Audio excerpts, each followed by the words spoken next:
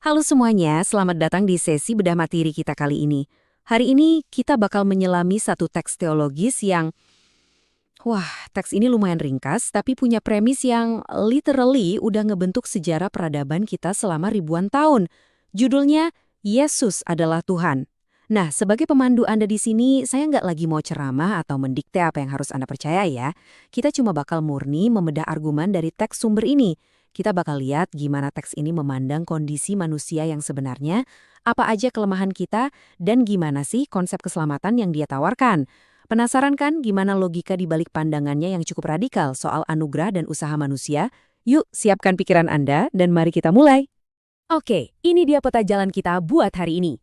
Pertama, kita bahas usaha manusia versus anugerah Tuhan. Terus harga sebuah kebebasan, disusul syarat keselamatan spesifik di Roma 10:9. Keempat, alasan kenapa sekadar percaya tidaklah cukup. Kelima, ada studi kasus kisah dua penjahat. Dan terakhir, keputusan di tangan Anda.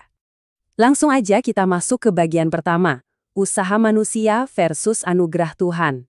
Teks sumber ini tuh bener-bener nggak basa-basi. Dia langsung nyerang salah satu naluri paling dasar kita sebagai manusia.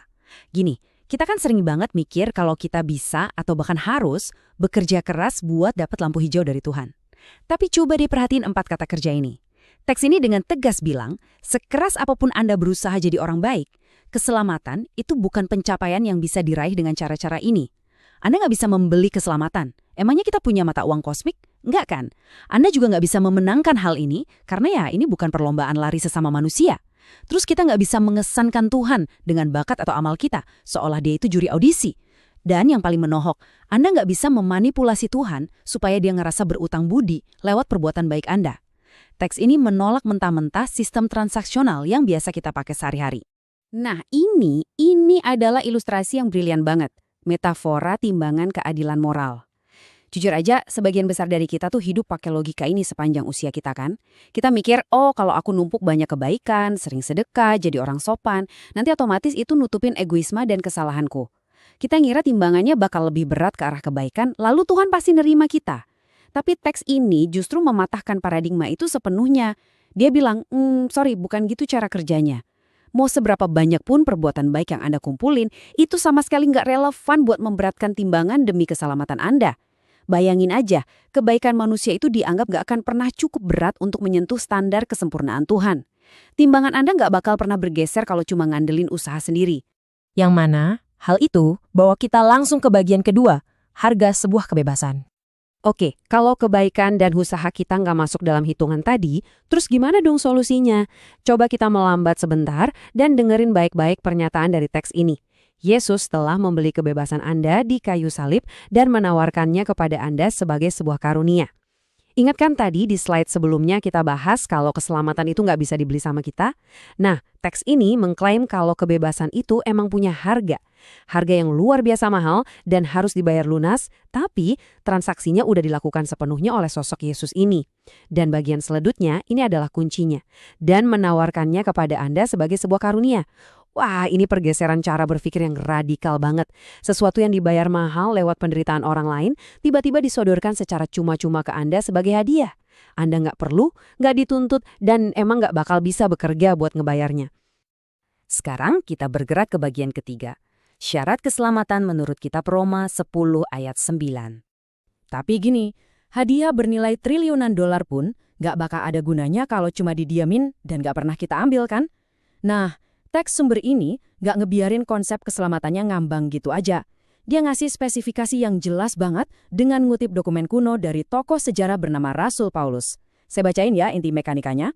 Sebab jika engkau mengaku dengan mulutmu bahwa Yesus adalah Tuhan dan percaya dengan hatimu bahwa Allah telah membangkitkan dia dari antara orang mati, maka engkau akan diselamatkan.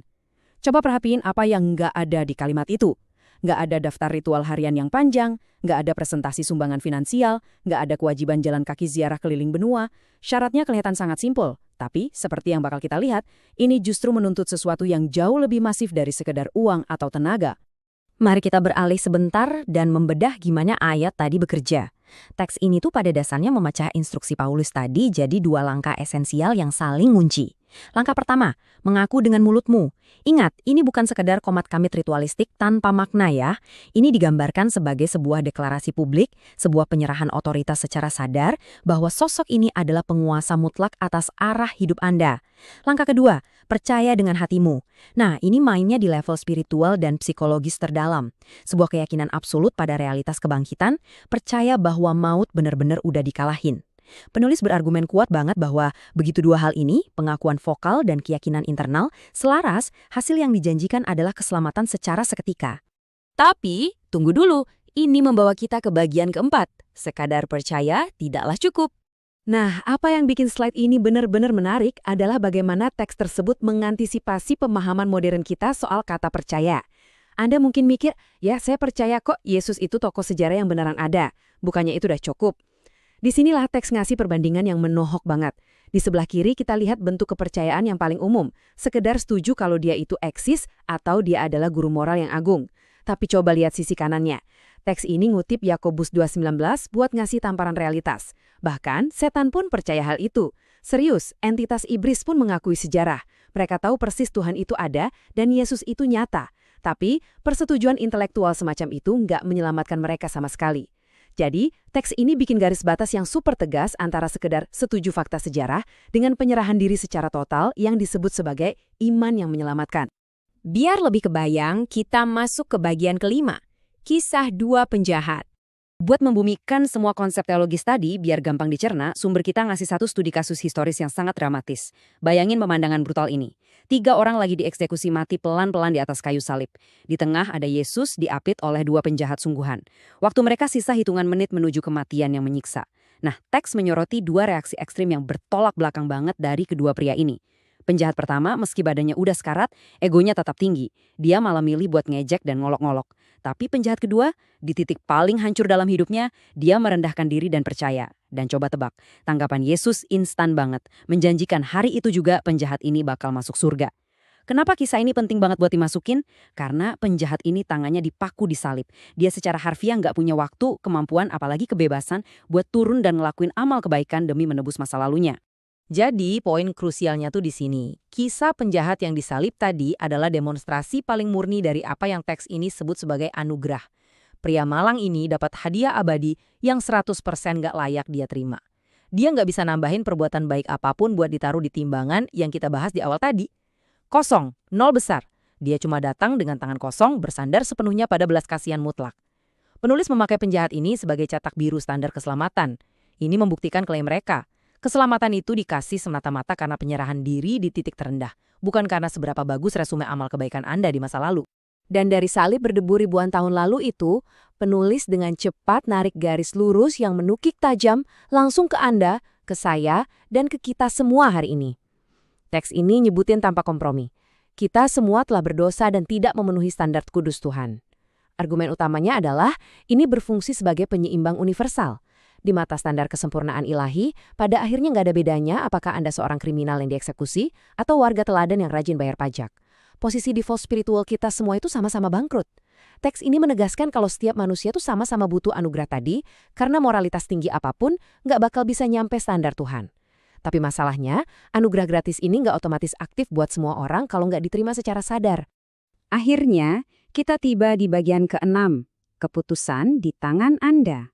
Setelah muter-muter ngebahas fondasi teologisnya, teks ini secara drastis ngubah nadanya jadi konfrontasi personal yang mendesak.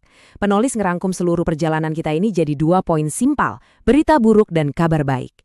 Berita buruknya, kalau Anda terus-terusan berusaha membuktikan diri dan pakai kekuatan sendiri buat memenuhi standar Tuhan, Anda pasti bakal gagal, bakal selalu kurang. Tapi kabar baiknya adalah intervensi dramatis dari surga ini. Yesus udah ngebuka jalan dan ngebayar semuanya lunas. Penulis benar-benar pengen kita ngelihat kontras ekstrim ini antara ketidakberdayaan kita sebagai manusia berhadapan dengan suplai anugerah Tuhan yang masif dan tanpa batas. Sebelum ngelempar pertanyaan pamungkasnya buat nutup tulisan ini, penulis ngasih 1 kali reminder tegas lagi. Mengulang soal setan yang cuma tahu fakta tadi, penulis nekenin untuk terakhir kalinya, persetujuan pasif dan sekedar setuju secara intelektual nggak bakal bawa Anda kemana-mana. Sekedar ngomong, oh ya ajaran Yesus tuh bagus banget, atau mengaguminya sebagai figur revolusioner, itu sama sekali nggak memicu anugerah tersebut. Teks ini menuntut sebuah lompatan yang jauh lebih besar dari sekedar rasa hormat. Dia menuntut kita menundukkan ego manusia kita dan menyerahkan hak kendali atas kehidupan kita sendiri. Yang akhirnya mengantarkan kita pada puncak mutlak dari materi ini. Sebuah pertanyaan tunggal yang straight to the point, tanpa perantara. Maukah Anda menjadikan Dia sebagai Tuhan atas hidup Anda? Coba perhatiin baik-baik bobot kata Tuhan di situ. Teks ini nggak nawarin Anda buat menjadikan Dia sekedar sahabat atau guru motivasi atau penasihat spiritual. Enggak, melainkan Tuhan, penguasa dan pemegang otoritas tertinggi di setiap inci hidup Anda. Itulah esensi sesungguhnya dari teks yang kita bedah panjang lebar hari ini. Ia menggugurkan ilusi kalau kita bisa menyelamatkan diri sendiri pakai perbuatan baik, nawarin jalan keluar radikal lewat anugerah, dan menyisakan satu keputusan krusial murni di pangkuan Anda. Pada akhirnya pertanyaannya bukan lagi tentang seberapa baik diri Anda, tapi siapa yang Anda percaya buat pegang kendali.